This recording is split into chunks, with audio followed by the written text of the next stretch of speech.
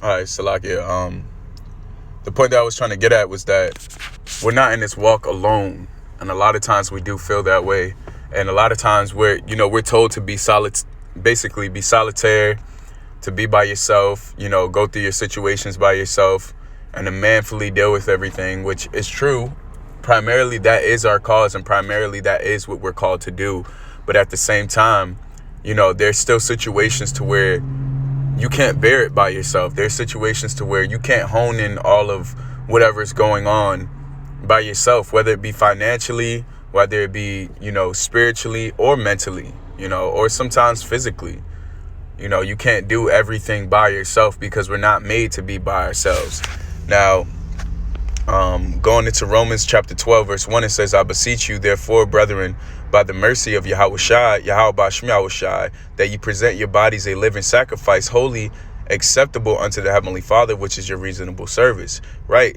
So Paul is basically giving us an understanding of what we're required to do in the spirit of Yahweh Shai. And as far as us being in this truth, what is required of us, and making it plain for us to understand. And that is giving our bodies as a living sacrifice. And the way that we give our body as a living sacrifice, Salakia, is doing the things that pertaineth to this truth.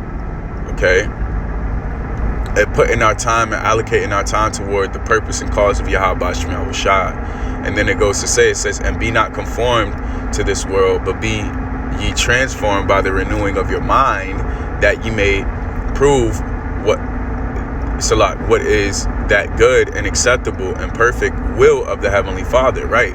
So we are a resemblance of Yahweh Shai whenever we walk to and fro, wherever we are out and about, all right? We are a resemblance and an enzyme of the spirit and essence of Yahweh Shai, if we make the sacrifice that was stated about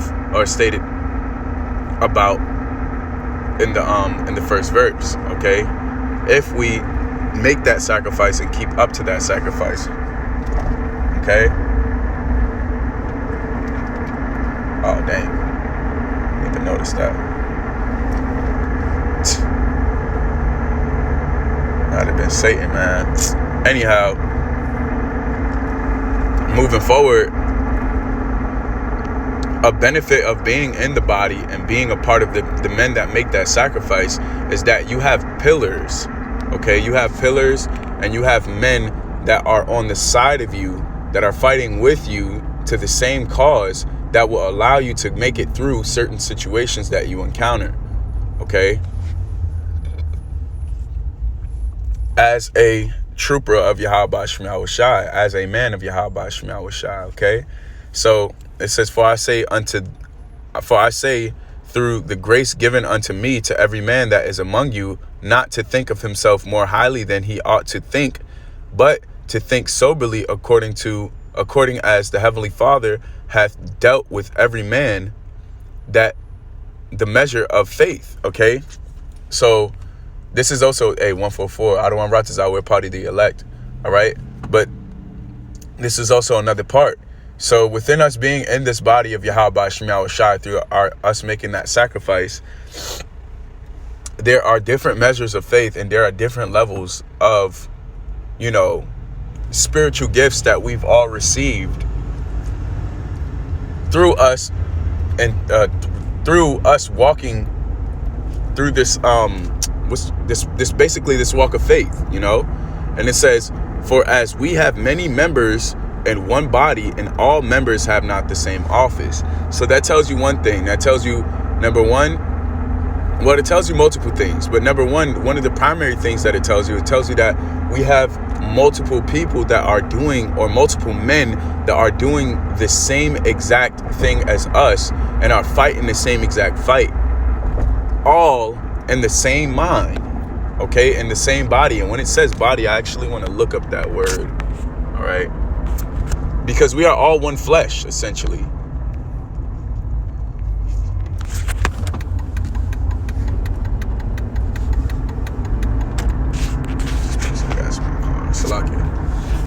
Salakia, I can. Just in transit right now.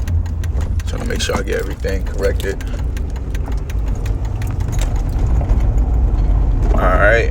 That word body, okay? The body of men or animals, okay? Give me 1 second. Let me pull up real quick.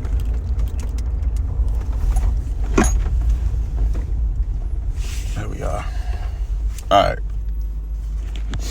It says a dead body or corpse. It says the bodies of planets and stars. It says it's used largely. It says is used of a large or small number of men closely united in one society or family, as it were, society, ethical, or mystical body. Okay, and that's what it's referencing. It's referencing a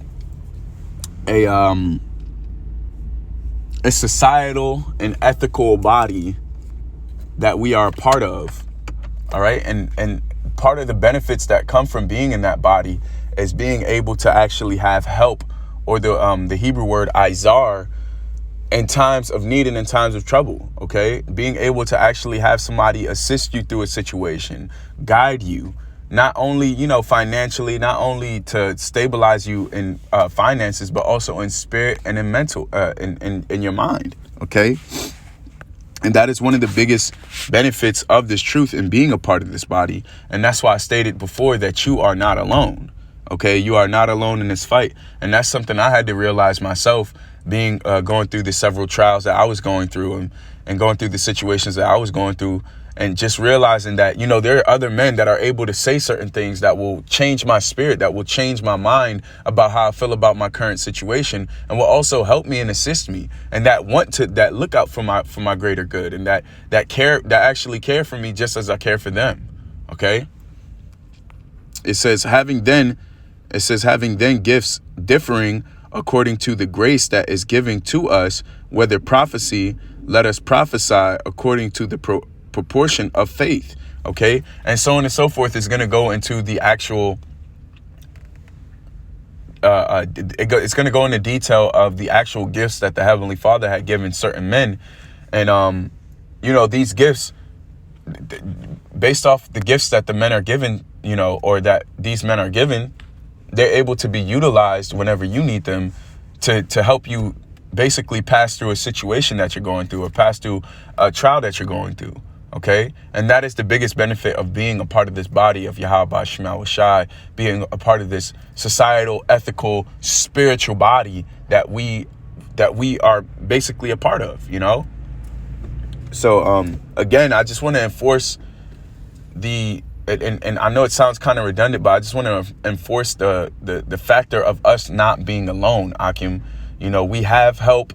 The help is there. You just have to reach out, and not pull the shoulder, and make sure that you're actually actively reaching out to obtain help, whether it be a situation financially, mentally, spiritually, or physically.